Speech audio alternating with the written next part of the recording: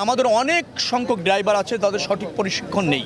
তারা ওই আপনার বাসে থাকতে থাকতে ড্রাইভিং শিখেছে, ট্রাকে থাকতে থাকতে ড্রাইভিং শিখেছে, আইন তারা কম জানে। তো এদেরকে আমরা এই ড্রাইভিং লাইসেন্স প্রদান এবং তাদের প্রশিক্ষণ অ্যাট দ্য সেম টাইম তাদের টেস্ট করে ফিটনেস বোঝে জানে এবং গাড়ি চালাতে সক্ষম মানসিক এবং শারীরিকভাবে এই ধরনের ড্রাইভার আমরা পর্যায়ক্রমে প্রতিষ্ঠিত করছি। আমরা অনেকগুলি জায়গায় কিছু মেজার্স ইতিমধ্যে নিয়েছি। ড্রাইভারদের প্রশিক্ষণ দেওয়ার ব্যবস্থা করেছি, তারপর হচ্ছে ড্রাইভারদের ফিটনেস টেস্টিংয়ের একটা ব্যবস্থা করেছি।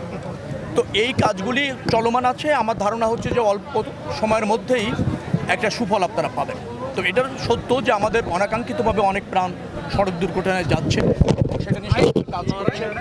জনগণের সচেতনতার প্রয়োজন আছে, দক্ষ ড্রাইভার, ফিটনেস যুক্ত যানবাহন দরকার। তো সেই জায়গায় দীর্ঘদিনের একটা জরাজীর্ণতা আছে, অব্যবস্থাপনা আছে। আমরা অল্প সময়ের মধ্যে হলেও সেইগুলিকে একটা জায়গায় আমরা নিয়ে আসতে সক্ষম হচ্ছি। বিআরটিএ, বিআরটিসি সহ এর সাথে যারা জড়িত, হাইওয়ে পুলিশ, তাদেরকে প্রশিক্ষিত করা হচ্ছে, তাদের দায়িত্ব সম্পর্কে কনসার্ন করা হচ্ছে, আইন আসছে এবং ধরেন শৃঙ্খলা আনার জন্য সমন্বিতভাবে কর্মপরিকল্পনা চলছে।